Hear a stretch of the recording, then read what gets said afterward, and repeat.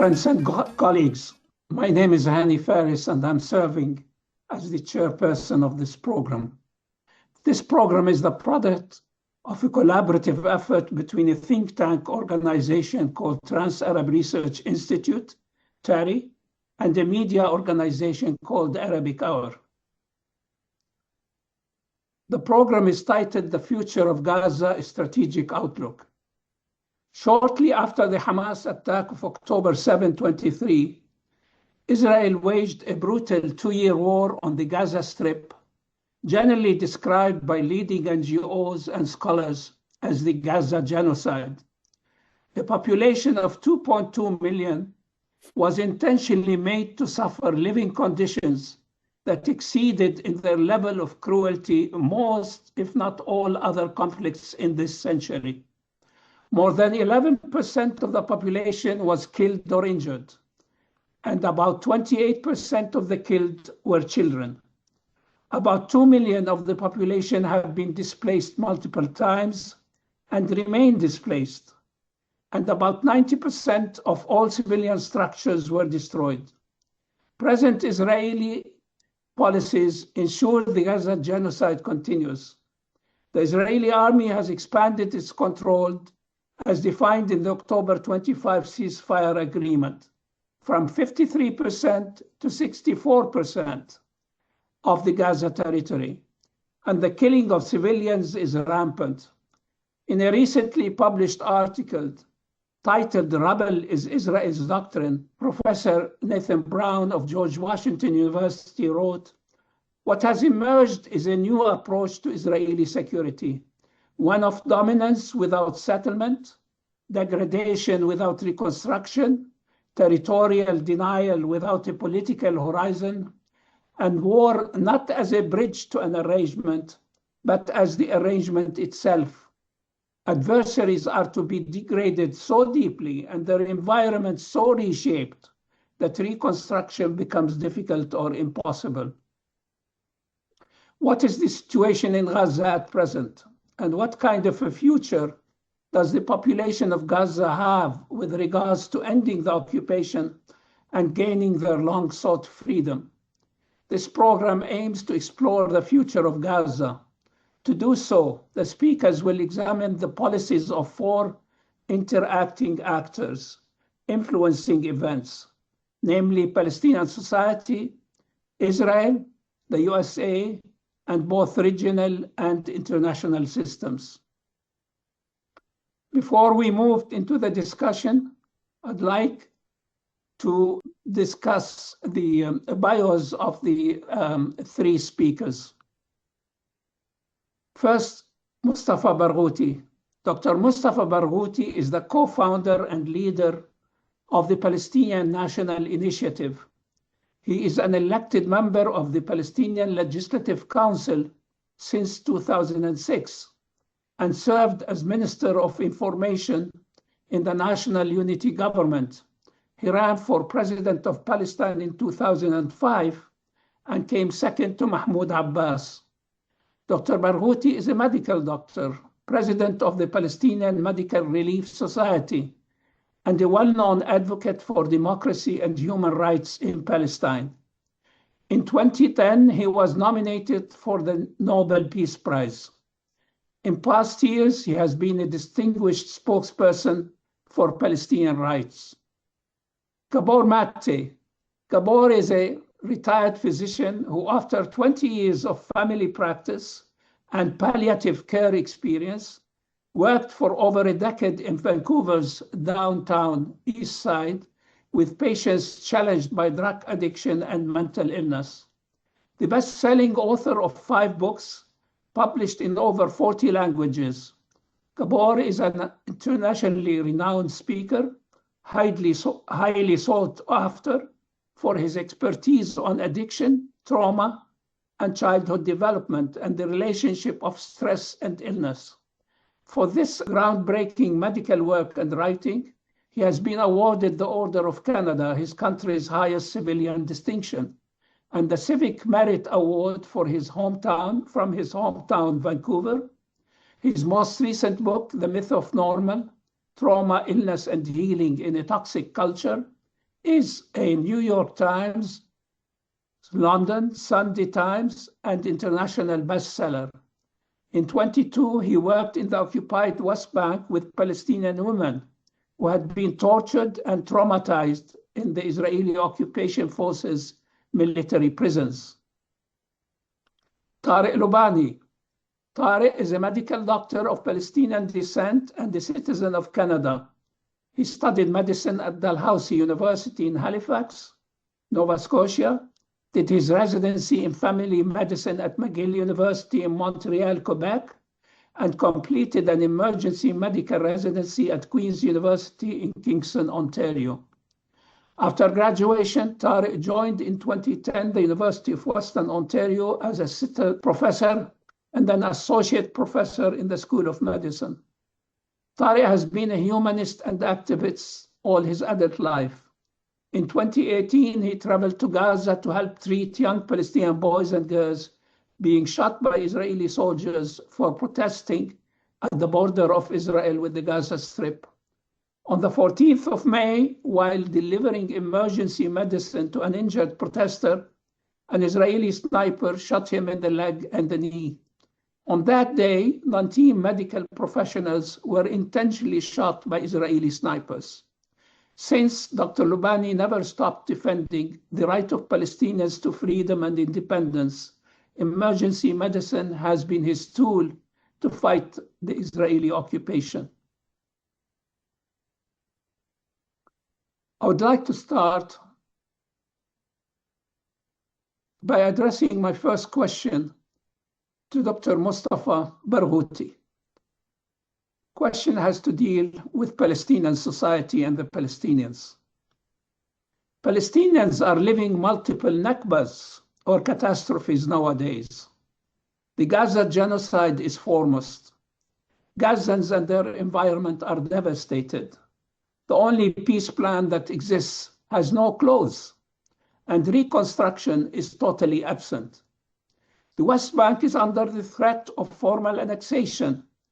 Institutions of the Palestinian Authority have atrophied, and the Netanyahu administration policies of dominance and expansionism have emasculated the idea of the two-state solution and the peace process itself.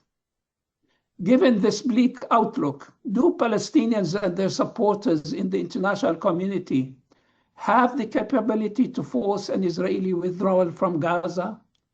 Also, what plans do Palestinians have to secure their freedom and independence in the foreseeable future? Dr. Mustafa.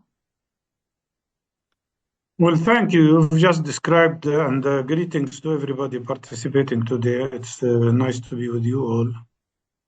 I think you have described the situation very well, whether in Gaza or the West Bank. One has to understand that the main challenge that is facing the Palestinian people today, the main risk, is that Israel never gave up the idea of ethnic cleansing of Gaza and West Bank. And in reality, they don't hide it. Even Katz, the Israeli Jewish minister of the army, said very clearly that the Israeli goal is ethnic cleansing of Gaza still. There are four risks that are facing Palestinians today. The first risk is the possibility that Netanyahu, after failure in Iran and inability to succeed in Lebanon, he will turn his attention to Gaza and reactivate the genocidal war on the people there. It is a genocide. It's not just an opinion. It is a true genocide with all the characteristics of a genocide. But he might reactivate that genocide to be full and complete. Mind you that Israel never respected the ceasefire. Since the ceasefire agreement was declared, Israel violated it no less than 3,000 times, and without any response from the Palestinian side. And they killed almost 1,000 new people, mostly civilians, 2,265 of them are children, and they injured more than 3,000 other Palestinians. That's the reality. The biggest risk is reactivation of the war, which Israel could do. Second risk is the possibility of ethnic cleansing of Palestinians in Gaza and West Bank. And that's the risk we have to fight back. And third, it is very important to recognize that there is a serious potential of Israel pushing collaborative groups, groups of criminals who Israel has equipped Palestinian people, who were equipped by Israel with military arsenal to create internal fights inside Gaza and then use that as a justification for the ethnic cleansing. These are very clear three risks. I add to them in the West Bank the fact that, and that's the fourth risk, is the fact that we are subjected to terrible expansion of settlements and continuous attacks of settler gangs, terrorist settler gangs, who are conducting about 15 attacks on different Palestinian communities every day and night. Given all of that, I summarize our major national goal today to be maintaining the steadfastness and the resistance of the Palestinian people on the ground. The only way we can fail the Israeli project and the Zionist project is by remaining in our country, is by making it impossible for them to repeat the Nakba. And at this time, the crimes they've committed are much even larger, several times than what happened in 1948, when 70% of the population were displaced. The difference is that now Palestinian people are aware of what it means to be evicted, or to be ethnically cleansed. And that's why they are so stuck to their country and determined to stay. So the first goal is to help people stay in Palestine. And I think the second most important goal is to exercise every possible solidarity activities worldwide to force Israel to stop violating the to stop violating the international law, and to force Israel to cease their criminal activities. And that can only happen through BDS, through boycott, divestment, sanctions across the globe. I think the Israeli government has become so isolated. I think you can look around and see that not only Netanyahu is accused of war crimes and unable to travel to other countries except the United States, but there is an increasing pressure, increasing change, increasing swift, that we can see even through polls in public opinion against the Israeli government and the Israeli policy, and the Israeli fascism, I would say. I don't want to jump into a next question, but in reality, fascism has grown in Israel, not only among the governing parties, but not only among all Zionist parties, but actually also among Israeli public. And that is a big challenge we are facing. So can we succeed? Absolutely. Are we determined to succeed? Of course. Will we do everything we can, regardless of the cost, to stay in our country? Yes, we will. What we lack internally, to be totally frank and honest with you, is internal unity. And that's something we are working on day and night, because it is unacceptable that we don't have a unified national Palestinian leadership to stand up to the goals that people have. And let me assure you, there is no way, neither by Israel or any other country that supports Israel, that they can force us to leave our country. So, in summary, what we need is to help people stay in every possible way, and to conduct the utmost possible amount of boycott, divestment, sanctions campaigns, trying to imitate or repeat what happened in the case of South Africa. In the case of the apartheid system in South Africa, first people changed, then they changed parliaments, then they changed governments, and so on and so forth. We can already see that Palestinian issue is an internal issue in every country. In American elections, it is now becoming a major factor. If it wasn't like that, Mamdani would not have been elected. If it wasn't like that, Kamala Harris would not have lost elections. In my opinion, the Palestinian factor has become internal factor in every government, internal factor in every country. And that is valuable because that means that nobody can put us aside and that the issue of Palestine has become the most important human issue of our time, as Nelson Mandela said at one point of time. Thank you. Thank you, Mustafa. Dr. Gabor, do you have any comments or additions?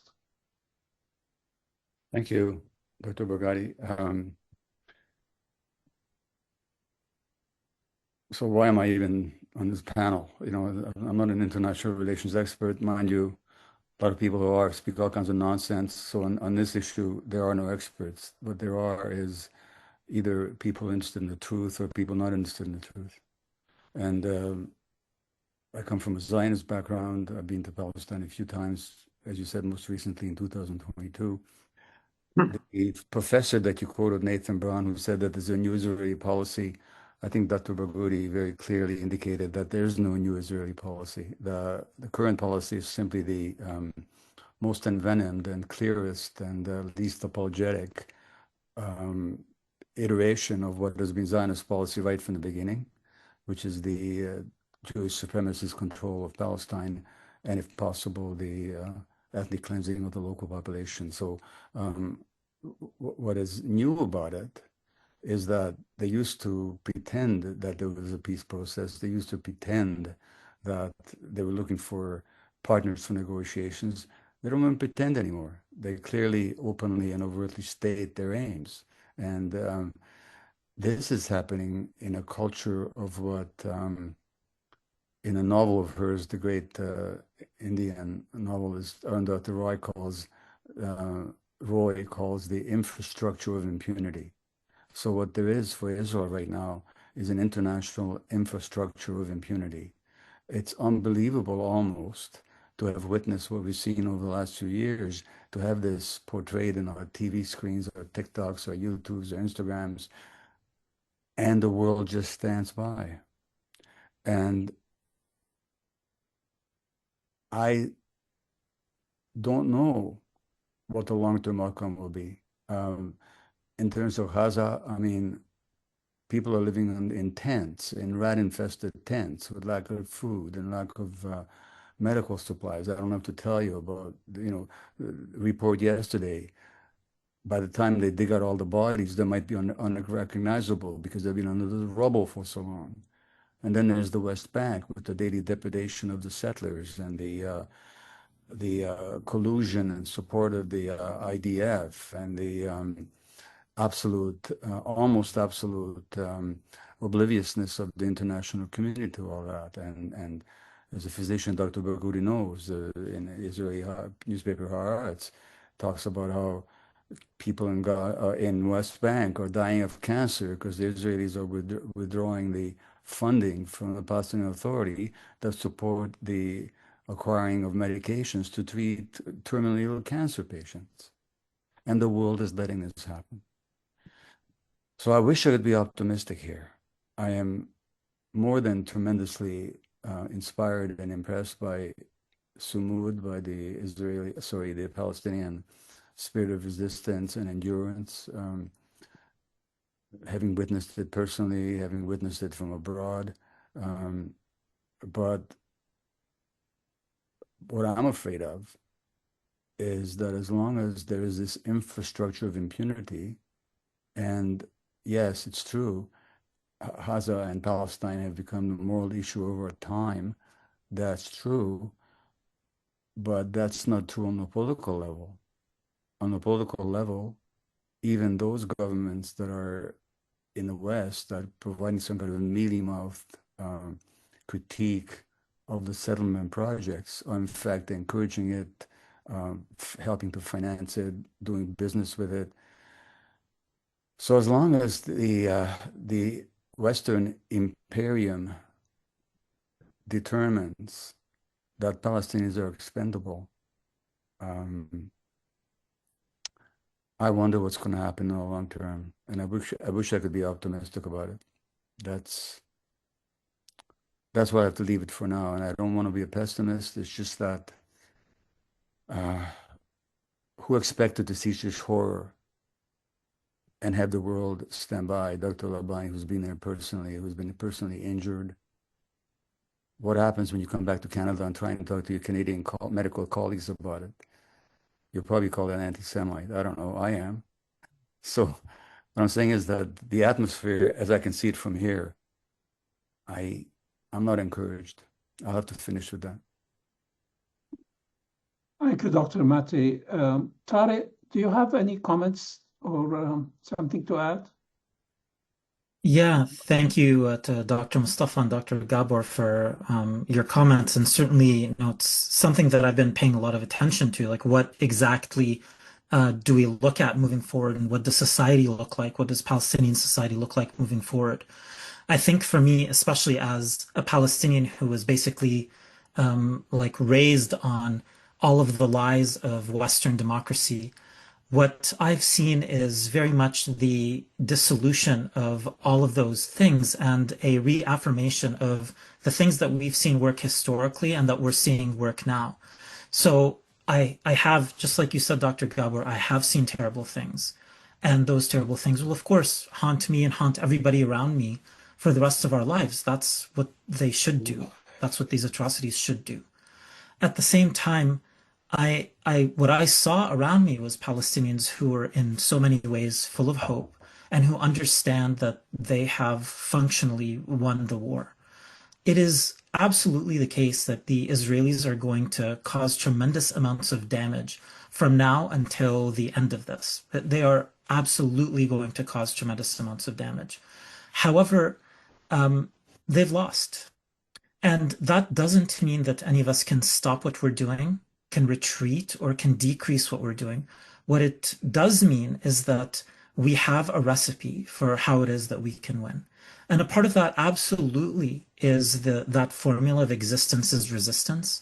But you know what else is resistance? Rocket-propelled grenades. That's also resistance. Killing Israeli occupation soldiers is resistance. Destroying Merkava tanks is resistance. And I think having been sort of weaned on the, as it were, milk of Western democracy, what I had been sort of taught to believe growing up is that armed resistance isn't necessary. And I believed it. I really, truly believed it. And when I met Dr. Mustafa for the very first time now over 20 years ago in Ramallah, I was there with a nonviolent sort of movement called the International Solidarity Movement that was there basically just to show presence and to show that what we could do is be present and therefore essentially shame the Israelis into behaving better. That's part of the equation. The democratic nonviolent direct action, that's all part of the equation. BDS is part of the equation. But what we've also learned over time is that that can't be the whole equation. It's just not sufficient. You can't make Israel understand what is happening to Palestinians and therefore retreat from their very aggressive genocidal policies. You have to create a cost. That's what we've seen in terms of Lebanon, in terms of Palestine, in terms of Iran, other places. And once that cost happens, then the Israelis start to retreat or negotiate, or as it were, self-destruct, all of which are part of it. So I agree very much with everything that you guys have said, that there has been this emasculation, as it were, of the, idea of a two-state solution. But that emasculation didn't happen from the Israeli side. I don't think we can realistically say that the Israelis ever believed in the two-state solution, at least not at any official level. That really happened on our side. We believed in the two-state solution. We believed in coexistence. We believed in ta'ayush. And I think we've been very much relieved of that we understand that the Israelis who we thought were going to be our neighbors, who we thought were going to be, our partners in a better life, want to kill us. And that's officially, that's societally, that really is on so many levels that we just have to convert from a policy of trying to convince Israelis to a policy of trying to restrain, hem in, and stop Israelis, which I think we've all seen. And I think that's where lots of the successes are happening now when we've seen them in the geopolitical, political, economic, social contexts, all of which have been a part of, and inshallah will continue to be a part of the solution. Thank you, Dr. Lubani. Dr. Adil, may I ask you to address your question to Dr. Gabor? Thank you so much, Hani, Dr. Hani, and thank you everybody for your words. So I just wanted to say that we've already touched upon some of the subjects that I'd like to bring to you, Dr. Mate. Dr. Mustafa Barghouti talked about the rise of fascism in Israeli society. Dr. Mate, you mentioned Arundhati Roy's notion of infrastructure of impunity and how it's implicated in the Israeli context. Dr. Lubani, you mentioned how there was a moment where there was an assumption of the existence of neighbors among the Israelis that is dissipating. Today, Israeli society and Israeli government have been swinging further right with every passing year. This trend is most evident in the composition and ideologies of the government. It is the most right-wing government in the history of Israel, or so it seems.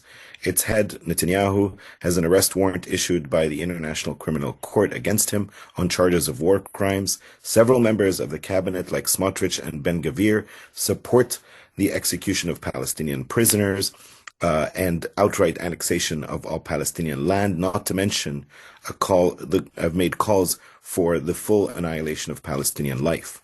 Also, the government adopts a security policy guided by what it refers to as the Dahya doctrine or the rebel doctrine. Both doctrines call for the application of disproportionate force against civilians and civilian infrastructure and structures. These are prohibited war crimes. Richard Falk, the professor emeritus of international law at Princeton, calls this state terrorism.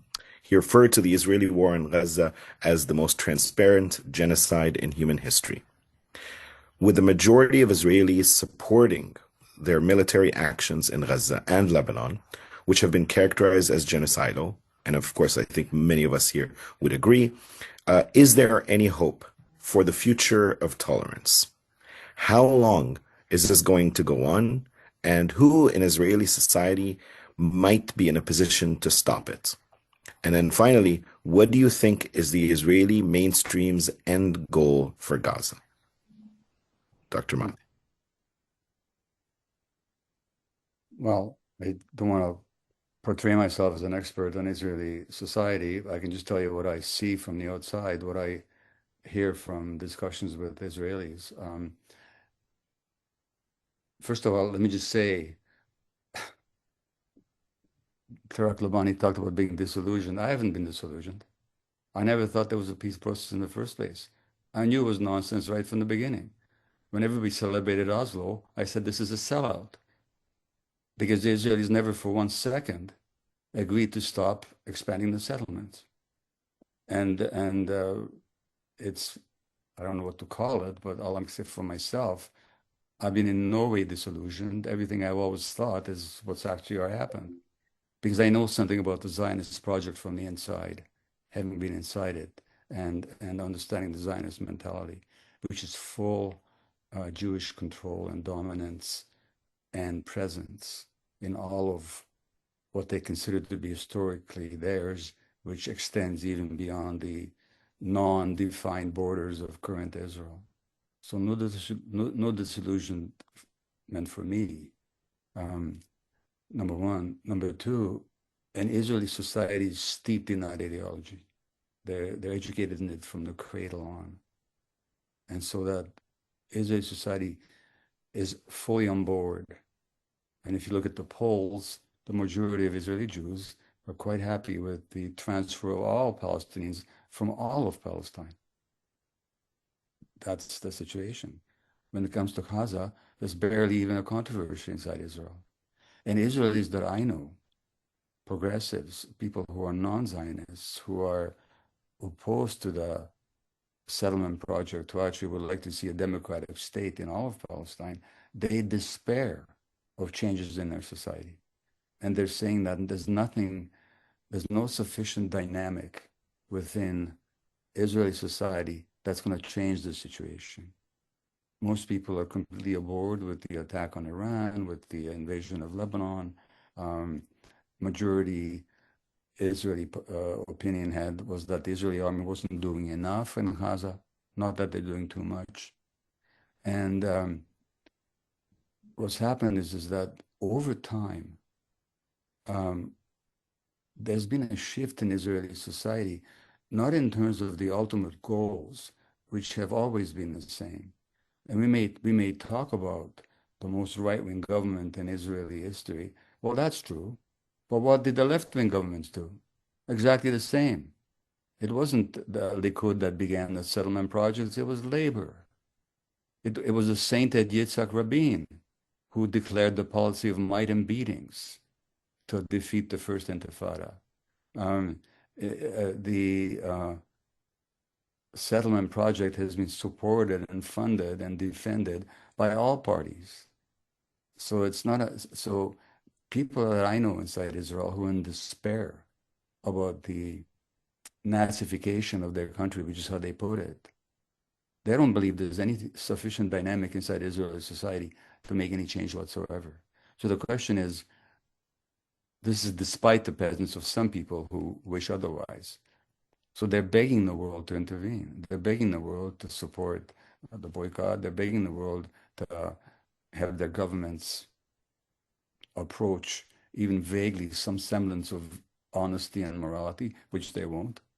So that's the situation. So the analogy with South Africa has been made. I think it's a dangerous one because it wasn't the international moral opprobrium or even a boycott with South Africa that defeated apartheid. You know what it was? It's when the great powers decided that it wasn't profitable for them anymore. And Britain and United States that had both looked upon the ANC as terrorists, and Mandela was a proscribed person, all of a sudden became necessary. And what the Western world loves about Mandela, who was a moral, courageous, outstanding individual, I take nothing away from him, but that under the change that happened in South Africa, the same people stayed in power, and economically, there's been no transfer of wealth except to a certain section of the black middle class. And so what I'm saying is that even in South Africa, the change happened after tremendous international pressure when the international backers of apartheid backed off. And so that change in Israel, now Israel, I don't think for a second that Zionism is going to sustain itself. I don't think for a second that it's sustainable. I think its end is written in stone, and it's going to happen. It's going to collapse under the weight of international disapproval and its own contradictions. It's going to happen. The question is, when will it happen, and what will be the fate of the Palestinians until that happens? And what I'm saying is that without external pressure, either because the American empire decides that they don't need this little bulldog anymore protecting their interests, or because of the demise of the American empire, which itself is only a matter of time. But until there's some significant collapse of imperial support for the Israeli Zionist project, it'll continue its depredations. So it's not going to happen from within Israeli society. That's my sense of it. That's also the sense of Israelis that I speak to. Thank you, Dr. Mati. Dr. Mustafa, do you have something to say about the subject? I absolutely agree with what was said. I have no difference with it, but I just want to emphasize a couple of points, maybe. First of all, I do agree that change will not happen from within Israel. And second of all, I want to say that there will be no change through the so-called negotiations between Palestinians and Israel. The biggest myth that the Palestinian Authority believed in is the possibility of a compromise with the Zionist movement. And that is not there, will never be there. We are talking here about a racist ideology. Mr. Gabor described it very well. a racist ideology which believes that the Jewish people are supreme people and we are all goyim. We are all, it is allowed to kill the goyim. It is allowed to steal their houses, exactly what Israeli settlers are doing today. So no, the change, of course, will not come from within Israel. And the change will happen when we change the balance of power. How the balance of power will change, there are many factors that could contribute to that. But as much as it is a myth to believe that there is a possibility for a compromise with the Zionist movement, it is also a myth to believe that the United States will be a mediator between Palestinians and Israelis. I mean, yes, I do hope that the United States will change. I mean, I do see the big changes among the younger generation, among the Democrats, among especially the young Jewish people in the United States. But there is I think the strategic alliance between Israel and the United States is very huge. Although I think what happened in Iran with Iran and the failure of the aggression on Iran has now changed a lot of minds in the region, including in the Arab governments. And those who believe that by alliance with Israel, they can protect themselves, now they are discovering that Israel is a burden. As much as the United States partially is feeling that Israel is a burden. And I think Israel has already occupied the position of the most immoral structure in the world. And that is something that is irreversible. It will not be reversed and cannot be reversed. So we are in the process. And that's why, for instance, the party I belong to, the Palestinian National Initiative, does not say, like other Palestinian parties, that our goal is only to end occupation, or our goal is to end apartheid, or our goal is to end racism. No. Yes, our goal is all of that, but more importantly, our goal is to bring down the settler colonial project. Without bringing down the settler colonial project, and there will be allies from the Jewish community in this regard. I believe in that. Without bringing it down, the problem will not be solved. You cannot have peace with settler colonial project. It's impossible.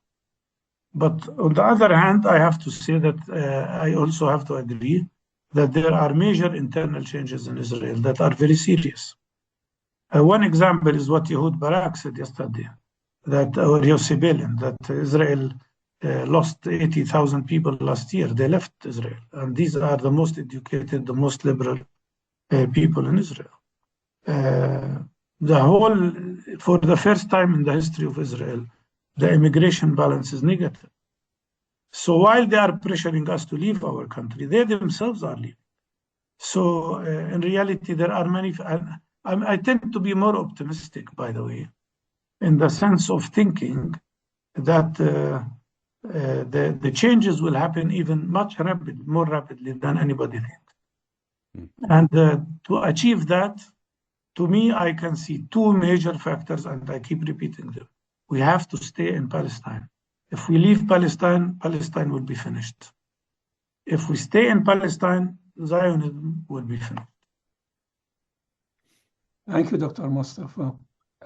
Dr. Tariq, do you have any comments on the subject? Yeah, I mean, what's already been said is a lot that I very much agree with. I think one thing that we can consider, maybe to take a look at things from a bit of a different perspective, is that Israel has been very successful in its project of creating a greater Israel. If you think about it, like, greater Israel is basically two things. One, which is the project that we have seen, is control and domination politically, economically, and militarily over the lands of Greater Israel. For all intents and purposes, that exists. Like, where is the military, economic, and political control in Jordan? It's not really with the Jordanians. It's with the Israelis, and I guess the Israeli-American axis, which I think goes without saying. And that probably is true all the way east to the UAE. So I think in terms of, like, de facto, the main project of creating a greater Israel, we're living it, we're seeing it. The second part, of course, which we often think about as having to do with the Greater Israel Project, is the Judaization of those places. And that is a project that by definition has to follow much later. It takes much longer. The populations are a problem. Moving the populations are a problem. Not getting, defending the populations are a problem.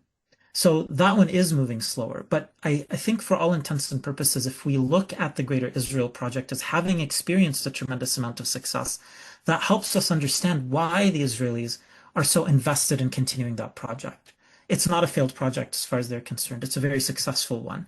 And even over the last few years, they have seen territorial gains in Gaza. They've seen territorial gains in Lebanon. They've seen territorial gains in Syria, not to mention the new bases that they've opened up in other countries that most of us, barely have ever heard of before then. So I think that's one consideration. For Dr. Gabor had mentioned one thing about South Africa, saying, it wasn't BDS that ended it. It was the withdrawal of support of the Western powers, the great powers. I totally agree with that, of course. But I think, Dr. Gabor, I would push back that is the end effect. That's like saying, well, it wasn't the military attack on Germany that defeated them, it was their surrender. Well, yeah, but I think here what we're really looking at is BDS as being one of the reasons why, the ANC being one of the reasons why, all of these types of things being like some of the reasons why. And of course, the armed movements in South Africa, like Umkhonto Sizwe and the other movements against other parts of the African continent militarily to deprive the SADF, the South African Defense Forces, the Israelis aren't even creative in picking the names of their armies, of sort of how to do things.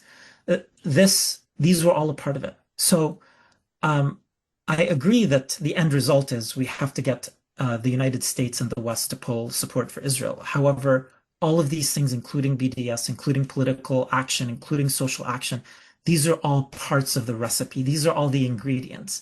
And all of them are going quite well. I mean, who would have imagined that the CEO of Starbucks or of McDonald's is worried about the Palestinians now? And yet they are. So I think that we have seen a lot of success. The Israeli state and the Israeli people are very, very insistent on going forward, which I think was your original question, Dr. Adil. However, I think that the resistance now has come to a point where this is ours to lose. We will defeat this empire, and it's now a matter of time. I just want to say that I'm tremendously heartened by both of you, Doctors Mustafa and Tariq, not just by your words, but by your actually embodied, not just determination, but actually optimism. I just find that. Thank you. Dr. Rabab, can I ask you to submit your question to Dr. Tariq? Thank you, Dr. Hani. Yeah, I wish to direct my questions to Dr. Tariq Lubani. My questions is about the public sentiment and political life in Gaza and the influence of the American administration on the future of Gaza, the political, economic, and humanitarian. Sarah Roy of Harvard University, one of the world's leading scholars on Gaza, wrote, the Board of Peace, the Board of Peace vision for Gaza is about, quote, eliminating Gaza as the center of resistance and about ending the whole Palestinian political project to which Gaza is the key. So, given your intimate knowledge of Gazan society, would you help us interpret what Sarah Roy is saying? How are Israel and the US eliminating Gaza as the center of resistance on the one hand and the Palestinian political project on the other hand? And while we are at it, I want to come back to what Dr. Mustafa Barghouti was saying.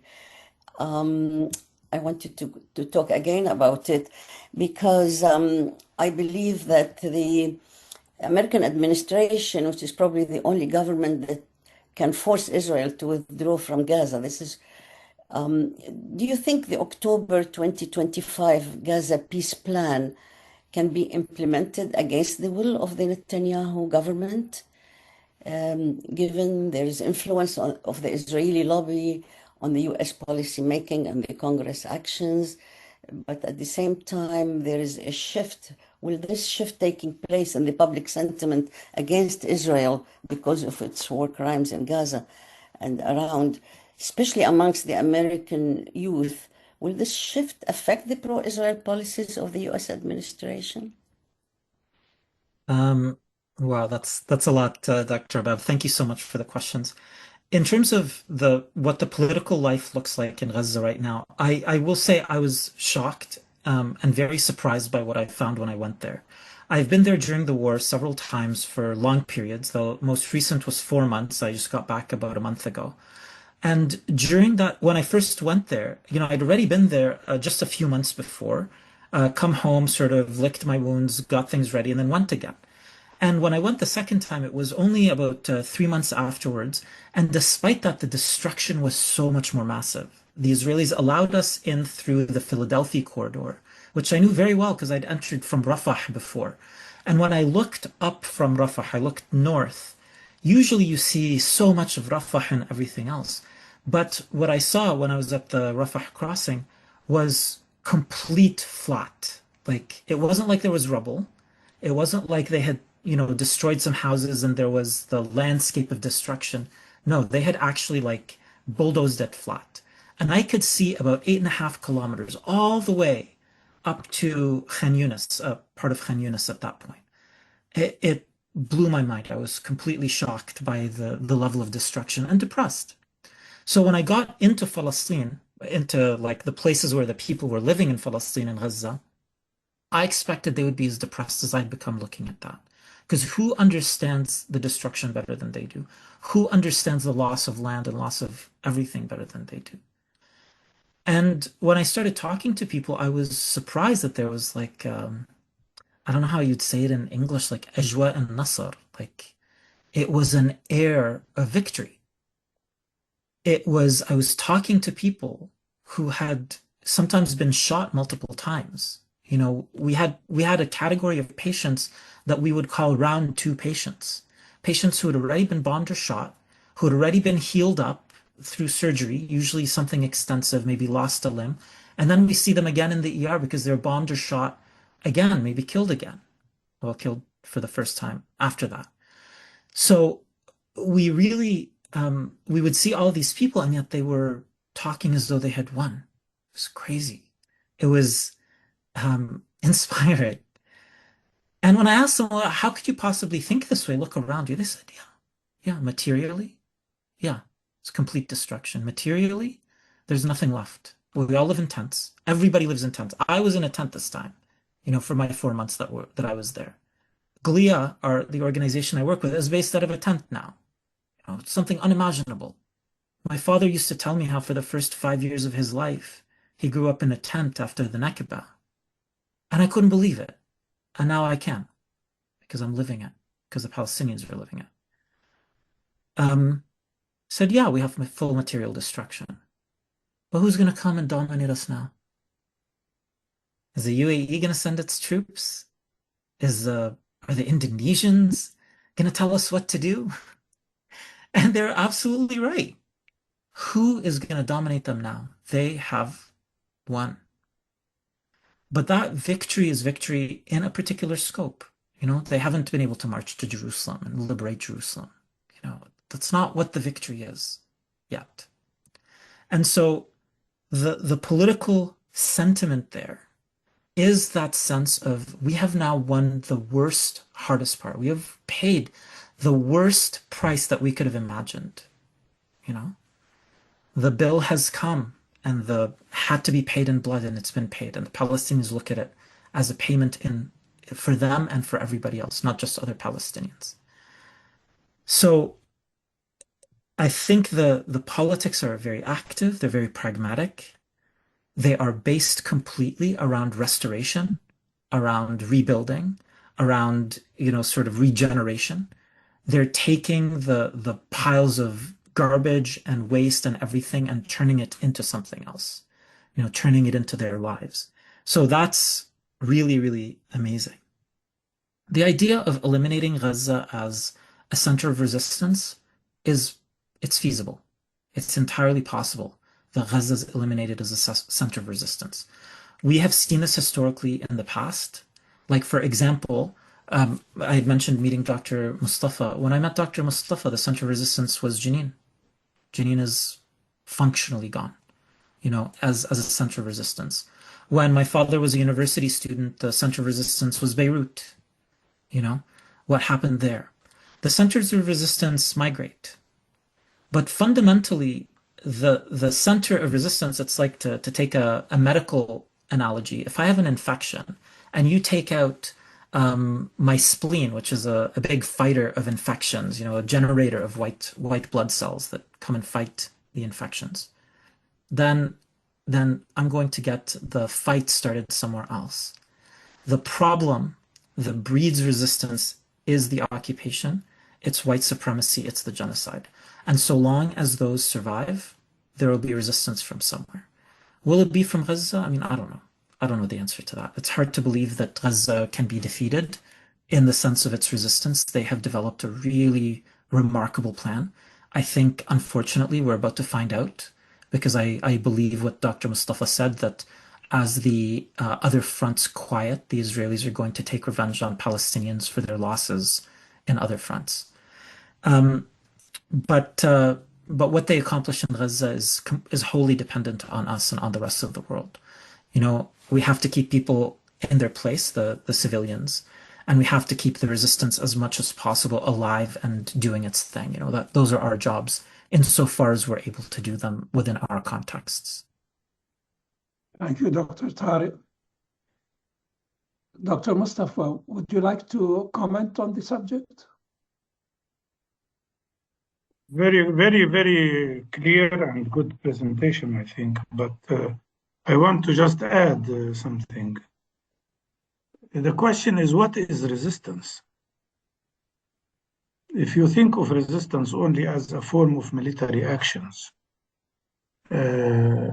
because Hamas cannot now use rockets, then think that resistance is gone, that's a horrible mistake.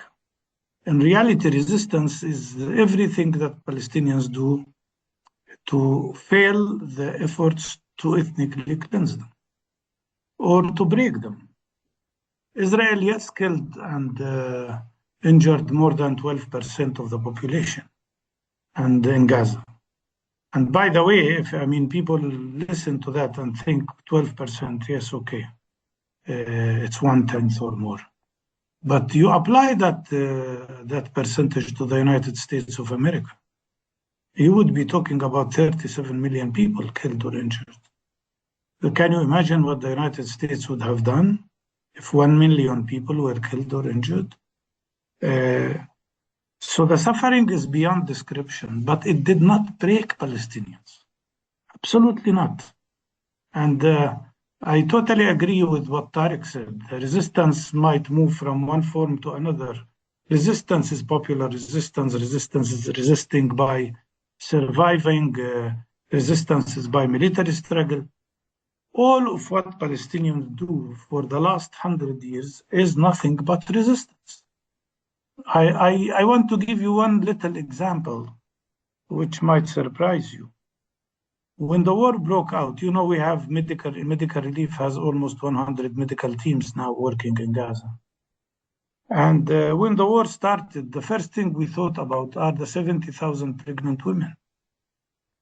And one action we did, I think helped a lot, was to hire 90 midwives who could function and operate in a mobile manner to try to help these pregnant women. Israel killed 22,000 children, I think, in the course of the last war. But Gaza gave birth during this period of time to 82,000 young living children. That is resistance, So for me, provision of healthcare is resistance, educating people is resistance. The biggest insult to the Israeli establishment was not the killing of more than 1,000 Israelis. The biggest insult, in my opinion, as they thought, was that the brains of the Palestinians in Gaza, in universities like the Islamic University or Al-Azhar University or other universities, managed to plan and defeat the intellectual ability of the Israeli establishment. For them, I think that was an insult that not only Israeli establishment felt, but some Western leaders did. How could these people who are besieged, deprived, under siege since 2006, develop all of that, and then manage to defeat the Israeli intelligence? I think that is exactly the most important issue here, to understand that resistance is not about one form or another, or one place or another. Resistance, in my opinion, is the fact that for the 100 last years, Israel could not break the Palestinian people. But one last point that was not mentioned. Will the Board of Peace be able to implement its plan? Let me here reiterate the following. They say the peace plan. The peace plan is not a plan, does not have any components of a plan, and it's not about peace. Because how could you speak about a peace plan without ending occupation, at least, without saying Israeli withdrawal? And all that we have in the peace plan is this vague last sentence about a path to a possibility of self-determination. What path? We had Oslo path, and we saw where it led to.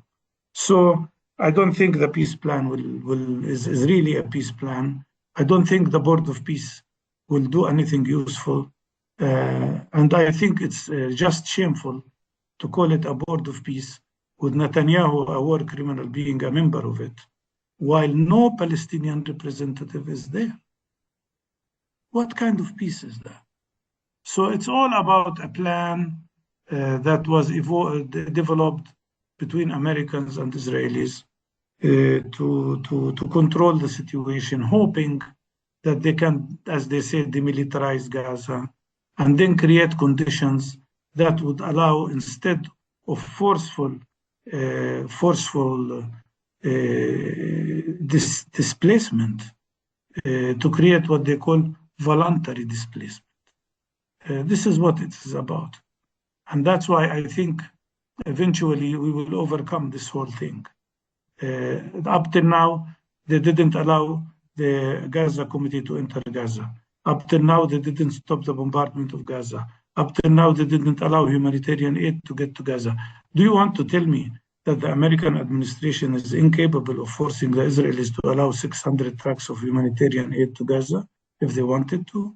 Of course they want. If they wanted to, they can. But they don't want to. Thank you, Dr. Mustafa. Dr. Gabor, do you have any comment on the subject? Not really. I mean, you have to live in some kind of la-la land for a second to buy into this idea of the Board of Peace, populated by the very people that encouraged, funded, justified, legally ran interference for the whole genocide. And by the way, I only say that this word genocide, which is so hotly disputed, that I could name you at least half a dozen, but probably more, Jewish Israeli scholars of genocide who declared this genocide. So how can you possibly have a Board of Peace constituted of people who are encouraged, enabled, and supported and funded and armed the very genocide that this Board of Peace is supposed to somehow put an end to? So the whole thing is an absurdity, and probably not even worth spending breath on it. It's one of those, historically, it'll be looked at as one of those grotesque absurdities that history sometimes throws up. But that's all. And real question, as I see it, is I'm very encouraged by Tariq Labani's report about the spirit and the ongoing determination of the Palestinians in Gaza. So much depends on how long that can continue and if it can maintain itself, because there will be a lot more aggression and suffering to endure, if I can tell. If I look into a crystal ball, that's what it's going to look like. So, so much depends on what both of you Palestinian colleagues here are saying about the spirit of resistance and the many forms. And that statistic you gave, Dr. Bagawdi, about all the children that were born, that really warms my heart. I mean, I can't imagine what it's like. I was born into a war. I was born into a genocide. It left its toll. It's going to leave its toll on these children, but the very fact that they're living and continuing to exist, well, that's resistance. I'm encouraged to hear that. Thank you, Dr. Gabor.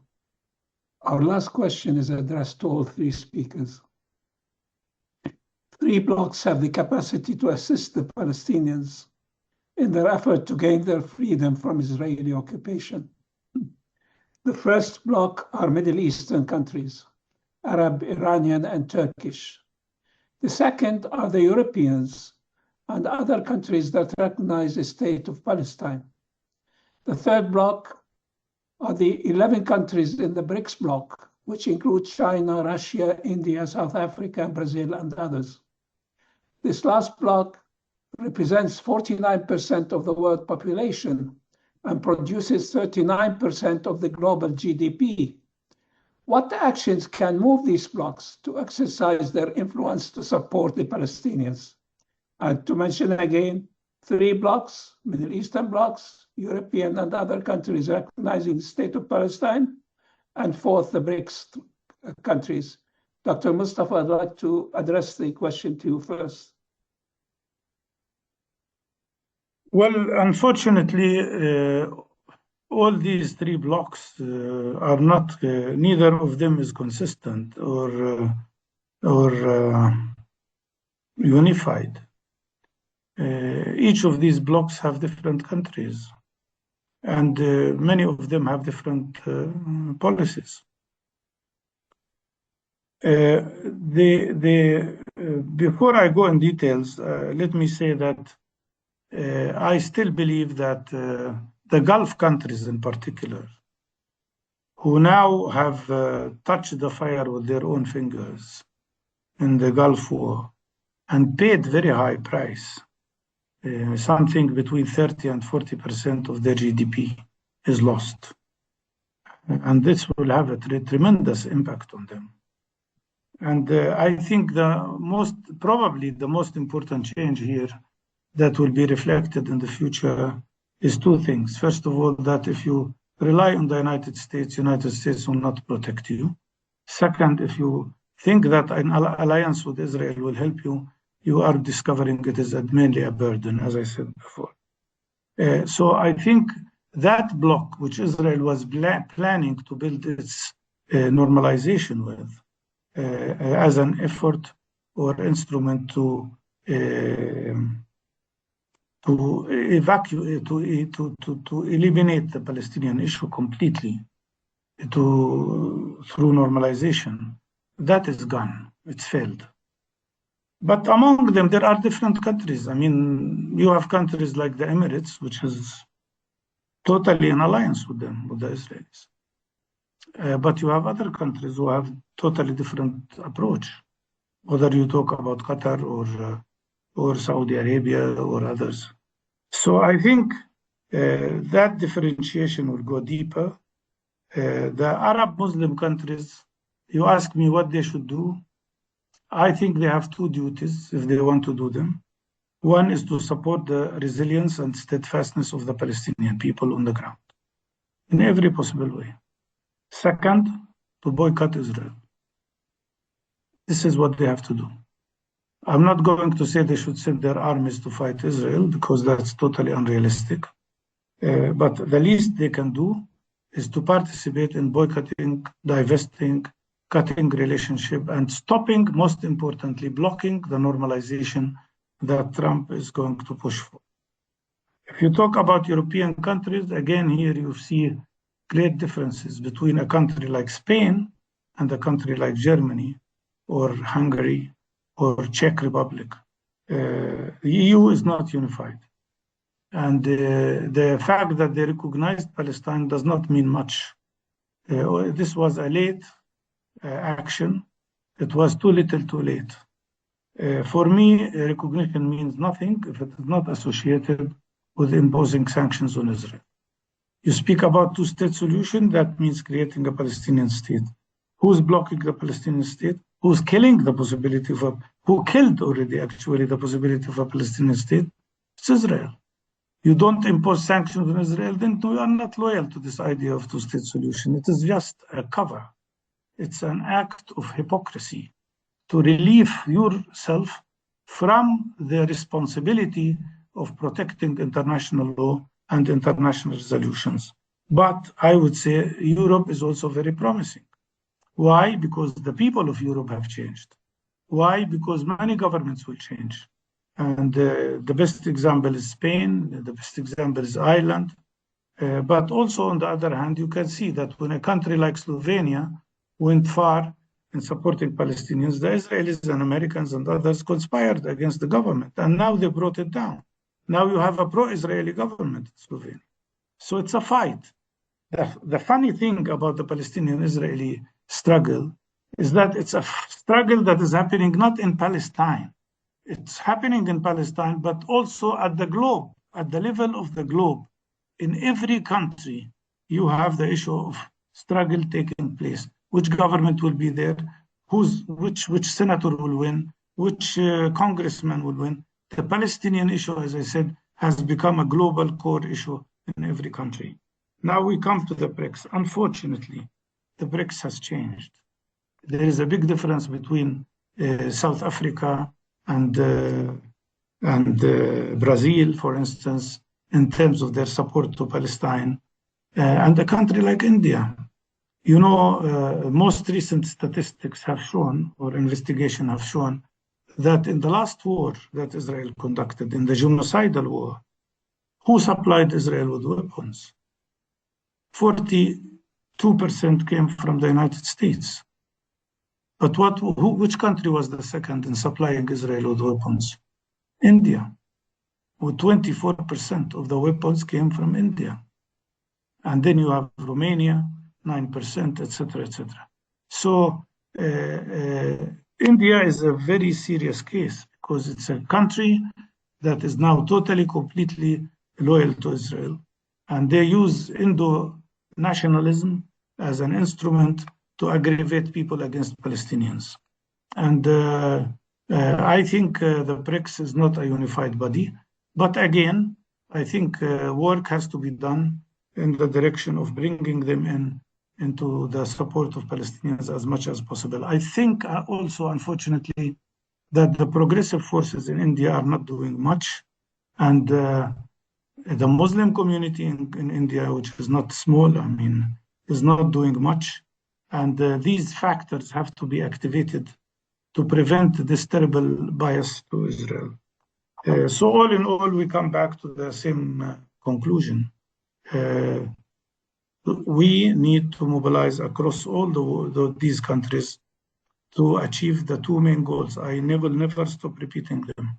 Helping the steadfastness of the Palestinian people on the ground and boycotting Israel. Thank you, Dr. Mustafa. Dr. Tariq, would you like to comment on the questions? Yeah, I think what Dr. Mustafa has said is very important, and really all that I would add is that a big part of the way that we have to look at the countries that are supporting Israel is to more or less turn this into something more black and white. Maybe in the first year of the genocide, we could have accepted the kinds of bad behavior that we're seeing from countries like Turkey that's still allowing Israel to financially prosper and economically prosper, countries like Egypt, and so on. What I think you'd put in the first block as the Arabic countries. But now I think we have to consider them as active participants in the genocide. Turkey is facilitating the genocide. Egypt is facilitating the genocide. And we know this because we can very easily create counterfactuals. What if, for example, Turkey had decided to just stop the oil from flowing through to Israel? Now, that would create a substantial crisis. Not necessarily a fatal crisis, but a substantial one. What if Egypt said, we're not going to stop people from coming to the border? Whatever they wanted to do. If you want to secure the border, you secure the border. We're not going to secure the border. I'm not even talking, as Dr. Mustafa had said, about them offering their military services. Egypt is a huge military with a tremendous capacity. I'm not even talking about that. I'm just talking about them standing aside. The Israelis would be devastated by that.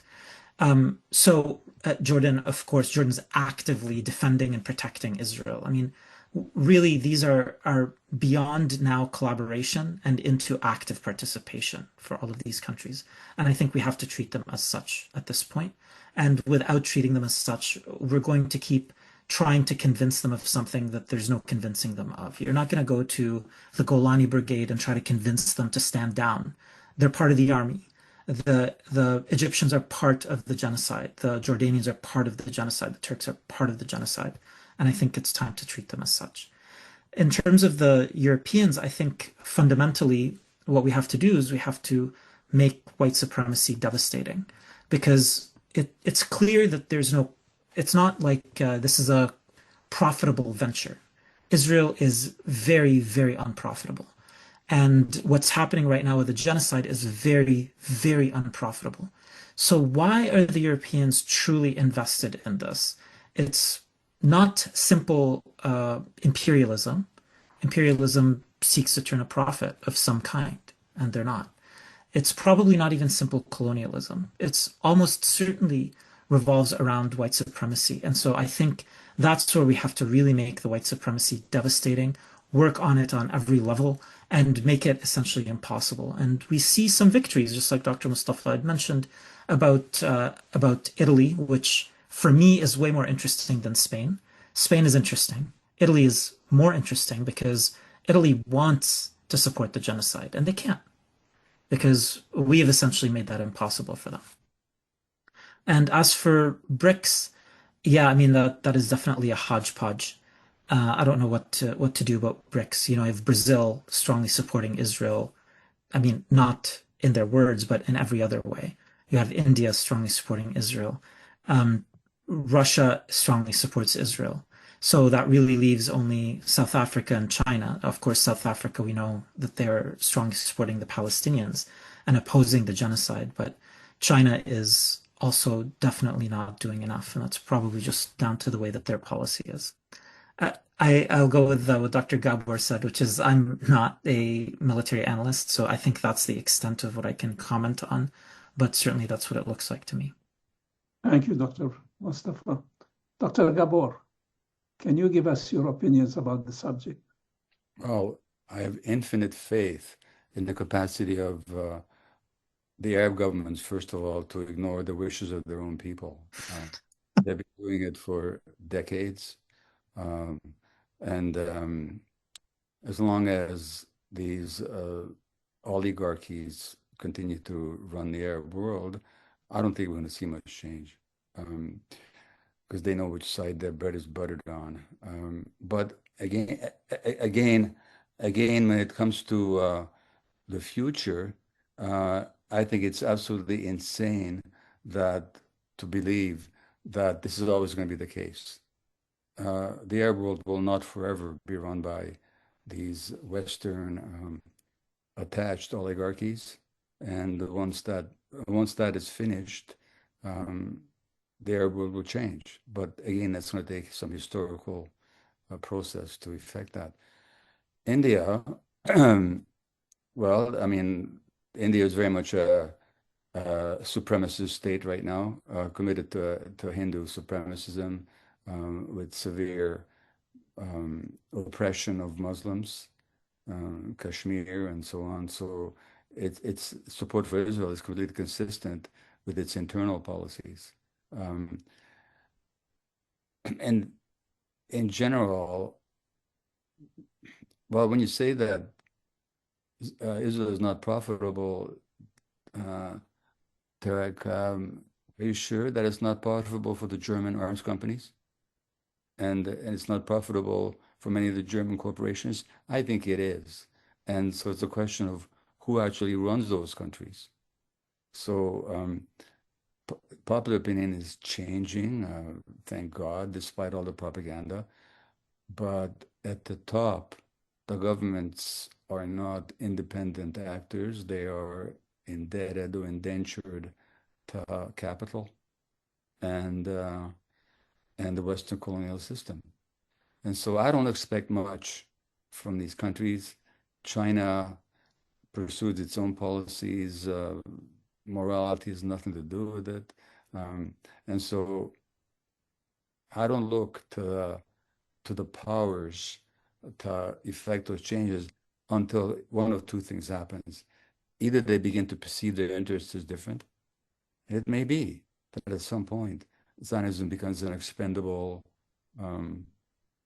entity in the eyes of even the U.S. empire, let alone the others, or until some significant internal change in these other countries.